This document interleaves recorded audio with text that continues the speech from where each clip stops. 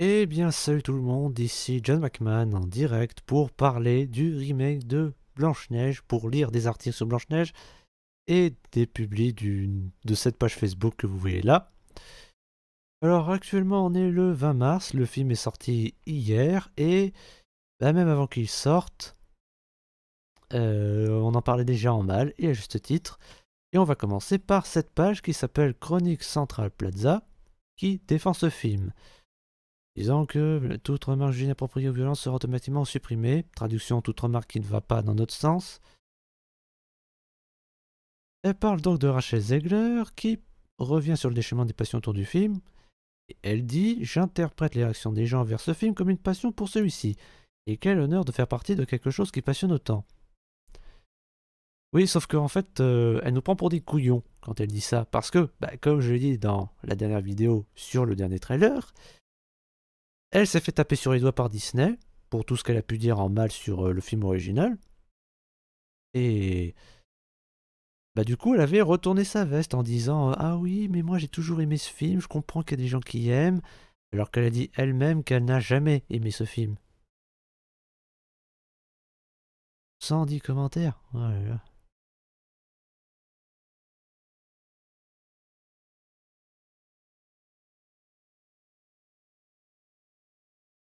On va pas tous les lire, je vous le dis tout de suite. Ce film subit un acharnement depuis le début, soit un déferlement de haine et de moquerie digne des réseaux désormais, et quand il sera sorti loin derrière, ils passeront à l'acharnement suivant. En même temps, s'ils font que de la merde, forcément, ils vont pas sauter de joie. Quand un film ne m'intéresse pas, je passe mon chemin et ne vais pas le voir. Et puis voilà, je n'éprouve pas la nécessité de m'acharner et de contribuer à un harcèlement collectif. Je ne comprends pas ce plaisir qu'on éprouve à participer à un lâchage public. Mais le film mérite qu'on le lynche. C'est tout.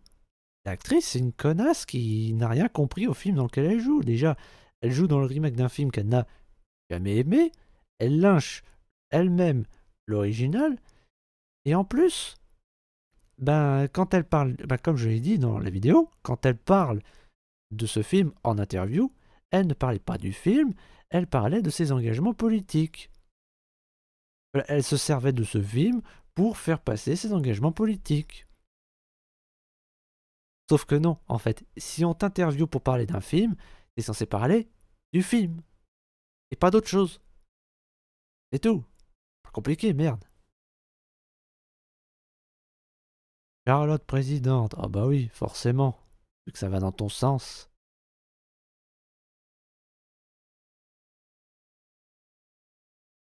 Il n'y a plus de pilori sur la place publique, désormais il y a le réseau à la place. Ouais, on devrait remettre le pilori.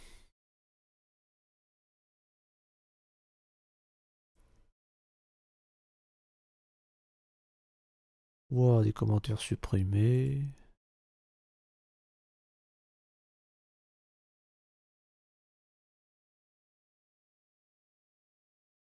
Ok, je déteste cette actrice non seulement pour ses interviews, mais aussi son jeu que je trouve franchement mauvais. Je continue de dire que c'est un très mauvais choix pour ce film, que les visuels de ce film et toutes les polémiques autour laissent à penser que ce sera mauvais, et ça le sera, c'est évident.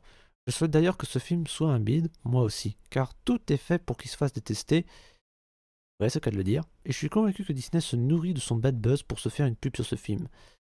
Néanmoins, je reconnais que cette remarque de Ziegler est excellente. La réponse est absolument parfaite justement pour faire taire toutes les polémiques. Sauf que ça n'a pas marché. Il contribue à faire penser que si Disney croyait vraiment en son film et sa qualité, ce type de réponse, que ce soit de la part de l'actrice ou de la production, aurait dû être donné depuis longtemps.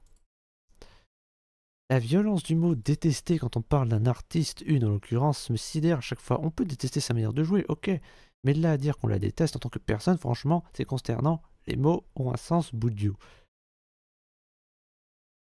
Ah, donc, tu dois aimer une personne même quand elle fait des connasseries. Genre, elle a eu des propos racistes sur Israël, enfin ça m'étonnerait pas. Je peux pas la détester à cause de ça.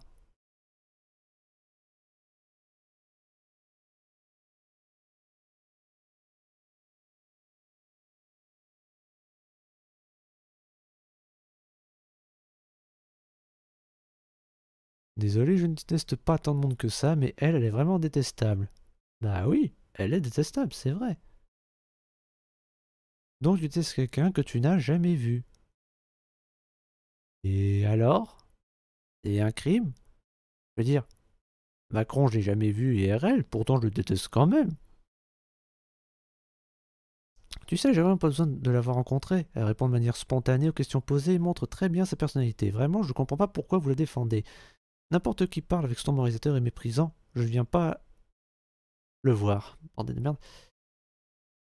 D'ailleurs, pourquoi la défendre? Elle a ruiné le film avec ses interventions. Les réalisateurs et Disney ont dû ramasser tous les pots cassés. On dit payer les pots cassés. Non, pour moi, il y a autre chose. Elle t'aurait pas volé ton goûter en CE2? Ouais, voilà, c'est ça, bonne soirée. Liberté d'expression. Quand ça vous arrange.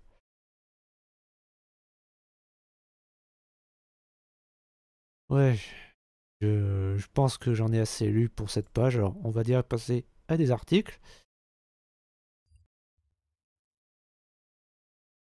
Donc cet article du Journal du Geek qui dit Blanche-Neige, le live-action Disney passe en mode survie. La campagne promotionnelle de live-action Blanche-Neige est réduite à peau de chagrin, preuve que s'il en fallait une que Disney n'est pas confiante. Ah bah je me demande pourquoi.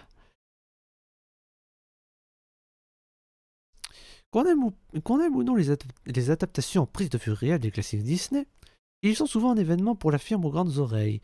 Que ce soit pour Le Roi Lion, La Petite Sirène ou même La Belle et la Bête. Alors il était nul à chier le remake du Roi Lion.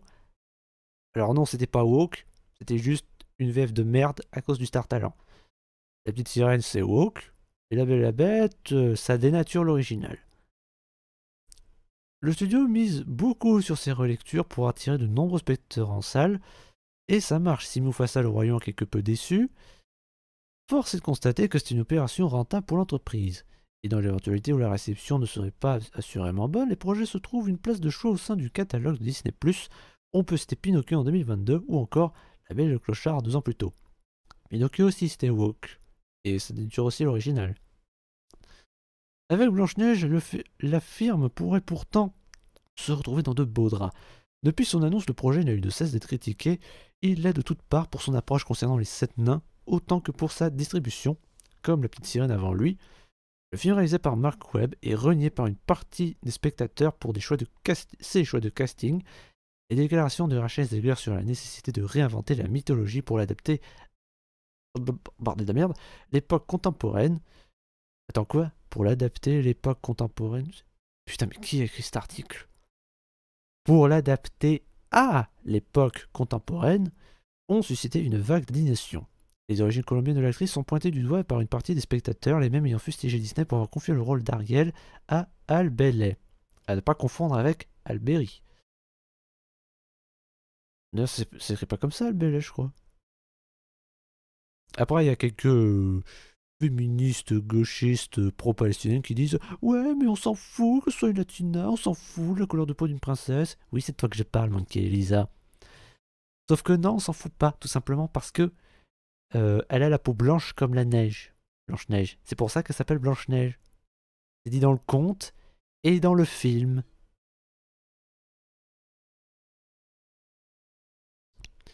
En coulisses, Disney a même opéré quelques changements majeurs. Après des déclarations de Peter Dinklage sur les stéréotypes véhiculés par le film d'animation de 1937, la firme a fait le choix de miser d'abord sur un changement de dénomination en évoquant des êtres magiques incarnés par des acteurs n'étant pas atteints de nanisme avant de faire appel aux effets numériques pour donner vie aux compagnons de la princesse.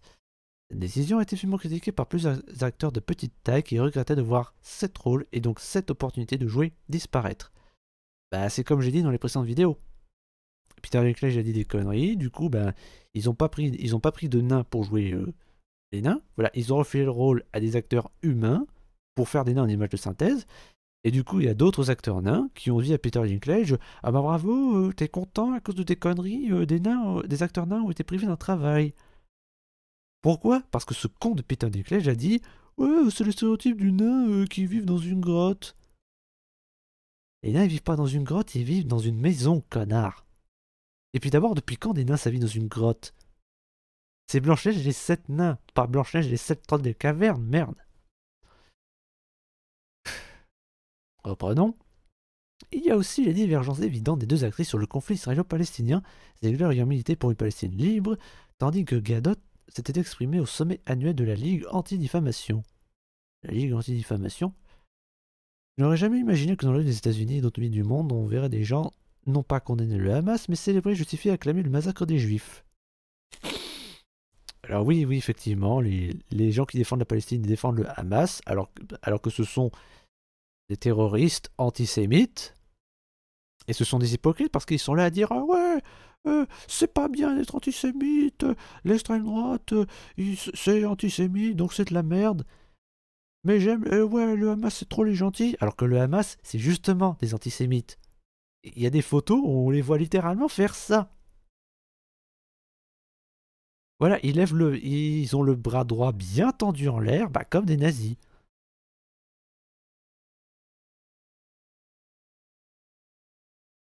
Et Gal Gadot est israélienne. Bon, après, il y en a qui la blâment parce qu'apparemment, elle a fait l'armée en Israël et qu'elle a formé des soldats israéliens qui ont tué des Palestiniens, des civils palestiniens. Alors, même en admettant que ce soit vrai, c'est pas une raison pour être raciste. Si t'es raciste, tu vaux pas mieux qu'eux.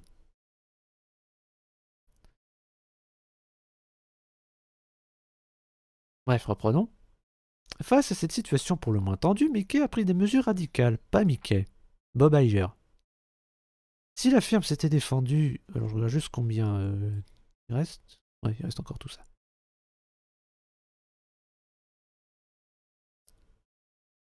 Si la firme s'était défendue de ses choix concernant les 7 nains, indiquant avoir travaillé en étroite collaboration avec des personnes de petite taille pour éviter de perpétuer des clichés avec ses héros, putain, mais le seul cliché sur les nains, c'est une barbe plus épaisse que celle du Père Noël et des haches. Et être doué pour les forgerons. C'est tout. C'est ça les clichés du nain. Et c'est même pas des clichés offensants. Ah. Bref, reprenons. Ça fait plus discrète avec les autres volets, ainsi en lieu et place des traditionnels avant-premières dantesques où la presse et de nombreuses personnalités sont conviées à la Walt Disney Company organisera finalement une projection discrète pour les proches de l'équipe du film. Selon les informations de Variety, que le photographe et une équipe de tournage devraient mentaliser l'événement, c'est au cinéma El Capitan que le film sera montré en présence de Rachel Zegler et Gal Gadot. Difficile de ne pas y voir une manière pour Disney de limiter la casse et d'économiser de précieux deniers en promotion, autant que de proposer son projet en toute discrétion et loin des controverses. Le film aurait coûté plus de 200 millions de dollars, une fourchette haute pour ce genre de remake. Avec une telle enveloppe, la firme n'a pas vraiment droit à l'erreur et devra largement dépasser les 200 millions pour atteindre les 500 millions pour atteindre la rentabilité. Et j'espère qu'ils n'y arriveront pas. Article suivant. Où un producteur explique pourquoi les nains sont en image de synthèse. Blablabla. Donc c'est un certain Rick Marquez. Ah non, non, Marc Platt, c'est ça. Donc, les nains sont en CGI parce que la décision était de respecter leur conception d'origine sous forme animée et de les intégrer à ce nouveau monde magique.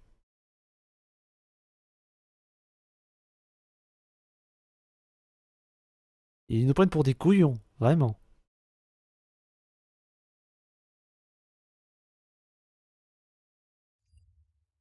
Bref, article suivant, bon, je regarde d'abord celui-là. Ah. Voilà, là c'est l'article le plus récent, bah, qui date d'hier donc. Un remake pasteurisé à 200 millions de dollars. Alors je regarde juste... Oh putain, faut payer un abonnement. Ok, bah va te faire foutre en fait. Ok, donc on va finir sur cet article. Alors oui, je sais, c'est sur jeuxvideo.com, mais j'y peux rien. Un article qui parle du père du réalisateur, qui n'est pas Walt Disney.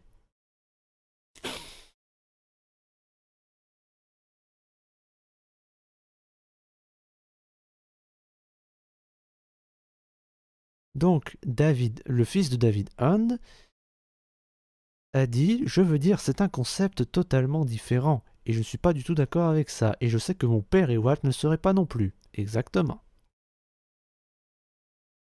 Le fils Hand a déclaré avoir beaucoup de mal avec la nouvelle politique de Disney et ses nombreux live-action qui pourraient dénaturer l'image des classiques. J'ai peur de ce qu'ils essaient de faire avec les premiers films. Il n'y a aucun respect pour ce que Disney et mon père ont fait. Je pense que Walt et lui se retourneraient dans leur tombe. Oui, enfin, Walt ne peut pas se retourner dans sa tombe parce qu'il n'y en a pas, vu qu'il a été incinéré. Pourtant, il faut rappeler que ni Hand ni Disney n'ont respecté le conte de Blanche-Neige d'origine, et que le film de 1937, s'il est culte, ne représente pas l'image de la vraie princesse. Ce dernier a adouci le conte des frères Grimm en supprimant les éléments les plus sombres, comme les tentatives répétées de meurtre de la reine et le châtiment cruel qu'elle subit à la fin. De plus, il transforme Blanche-Neige en une héroïne plus passive, tandis que le conte original lui donne un rôle plus actif. Pas sûr que les frères Grimm aient supporté de ces changements. Oui, mais c'est une adaptation, c'est parce que ça a été fait pour être une adaptation tout public, pour être un dessin animé, regardé par des enfants. Donc forcément, ils ont pas mis le gore et tout.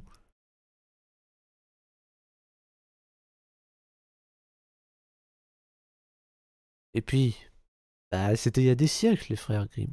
Donc bon. On lit quelques commentaires, après on s'arrête. Ils ont fait un film politique pour des gamins de 5 ans. C'est dommage de se tromper de cible à ce point. À la droite, il va falloir sérieusement apprendre que ça veut dire politique et surtout arrêter de penser qu'un film ne peut pas, enfin peut ne pas être politique. Ok, ça de toute évidence c'est un gauchiste ou un gauchiste comme dirait l'autre parce que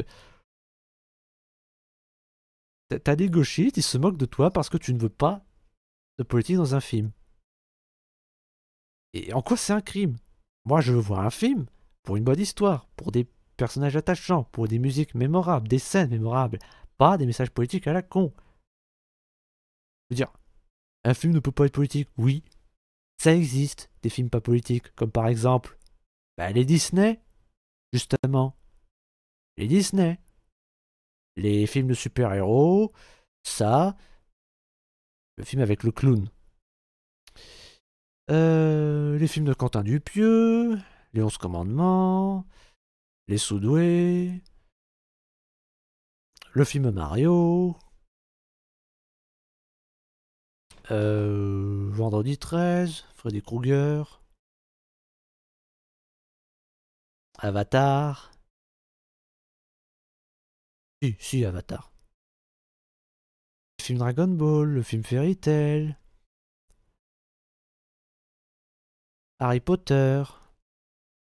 Non, Harry Potter, il y a un parallèle avec les nazis. Bon, ok, il y a un parallèle avec les nazis dans Harry Potter, mais c'est pas un film politique pour autant. Le Monde, Retour vers le futur. Et il y en a sûrement encore plein d'autres en réserve. Donc oui, c'est possible de faire des films pas politiques. Et si vous pensez le contraire, eh ben, il faut vous tuer. Parce que vous êtes cliniquement con. Mais il y a un niveau où le seul moyen d'y remédier, c'est de vous tuer.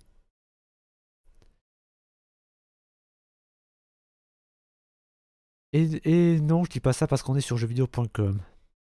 Malheureusement, ça, ce serait arrivé ailleurs aussi. Je l'ai vu de mes yeux. Pourquoi vous tournez autour du pot? Cet homme a raison de s'indigner.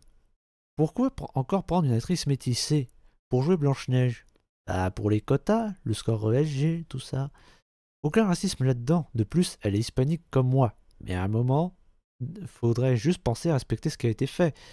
Et de dire que Walt Disney avait déjà écorné l'œuvre originale en citant des exemples qu'on ne peut effectivement pas trop montrer à des enfants, c'est hypocrite à souhait. Et on a tellement ras-le-bol du wokisme à tout va et des révisionnistes. La petite sirène, l'excuse, c'était quoi déjà? Ah oui, pour que les petites filles métisses puissent se retrouver dans le personnage. N'importe quoi. Ah oui, ça c'est n'importe quoi. Parce que pour les woke, justement, tu peux pas t'identifier à un personnage noir si t'es pas noir. Et inversement. C'est raciste comme raisonnement. Il a faiblé dans Pinocchio, faut arrêter de nous prendre pour des idiots. On vit une époque où faut effacer le passé, ne pas le respecter, et tout est bon à revoir selon une catégorie de Pégus qui pensent que c'est cool de faire une fée noire et chauve parce que ça permet aux gens de couleur de se sentir intégrés. Si moi j'étais black, je le prendrais tellement mal. Et il y a vraiment des blacks qui le prennent mal, qui se sentent insultés par ce genre de représentation par le wokisme. Bref, du coup, la version de Tarzan, il sera aussi métis noir. Je crois pas qu'ils iraient jusque là. Et on joue Professeur Rogue dans la série Harry Potter aussi, hein. C'est ce thème me file la gerbe. C'est un conte des frères Grimm qui se passe en Bavière. Oui, prendre une métisse, c'est stupide. Le Bavière, c'est en Allemagne. Hispanique, c'est blanc, qui attrait l'Espagne aux Espagnols. Pour ta gouverne, pas de couleur. De plus, on est tous descendants des Romains, donc latins, sauf les Germains. Même les Roumains de Roumanie sont latins. C'est toi qui es stupide. Elle est polonaise, colombienne, donc espagnole, blanche aussi. Ou métisse, tu vivais en Bavière à cette époque. C'est un film Disney. Déjà, Disney modifié l'original et Conte Grimm à la base, c'est pas pour les enfants. Alors oui, elle est latina, donc blanche, mais justement, les latinos sont pas blancs complètement. Ils sont à moitié blancs. Ils sont un petit peu bronzés. Sauf à la limite si c'est des... Enfin, je veux dire, sauf si c'est des hybrides, comme moi. Et oui, moi je suis un hybride, mais je suis plus blanc qu'elle. Après, sauf que moi j'ai plus pris de la moitié française, elle visiblement elle a plus pris de la moitié colombienne.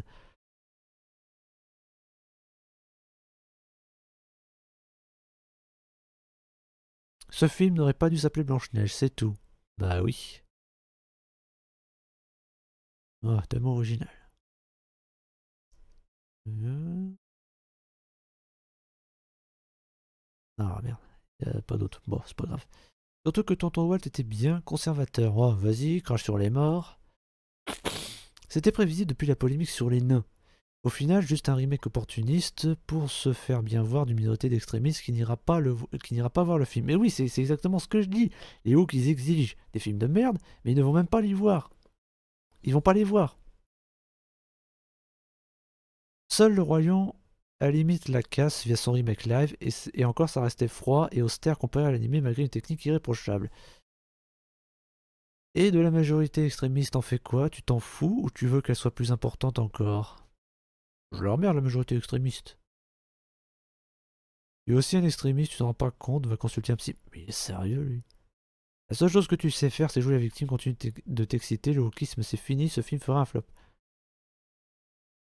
Attends, mais c'est à qui dit ça À un woke? Ou à lui? Je sais pas Disney, mais peut-être son film, mais Blanche-Neige, au-delà de l'intérêt historique d'être le premier long métrage d'animation et de la réussite du dessin d'animation, c'est vraiment mauvais. Mais non, c'est pas mauvais. Il y a vraiment peu de chances que ce remake soit inférieur sur le reste. Il n'est de toute façon pas un film d'animation, ça va sans doute être nul, mais du coup ce sera une fidélité avec l'original. Mais va te faire foutre, sérieux. Il est bien l'original, il est pas nul. Par contre, c'est pas le premier film d'animation. Non, c'est le premier film d'animation de Disney, mais c'est pas le premier film d'animation tout court. Oh bah il va se prendre le retour de bâton tant qu'ils n'auront pas pigé ce genre de film, que ce genre de film floppera. Disney est déjà bien dans la merde à cause de ça, mais bon, vu qu'il continue. Si ces films flop, c'est qu'ils sont mauvais, pas à cause de la couleur des gens, de l'adaptation des scénarios. Tu crois vraiment que les dessins animés de Disney, même il y a 50 ans, étaient fidèles à leur matériel d'origine? Bien sûr que non. D'ailleurs, Tetsuya Anderson, rien à voir avec les animations Disney. Ah, c'est autre connard qui veut voir de la politique partout. Le débile qu'il faut tuer.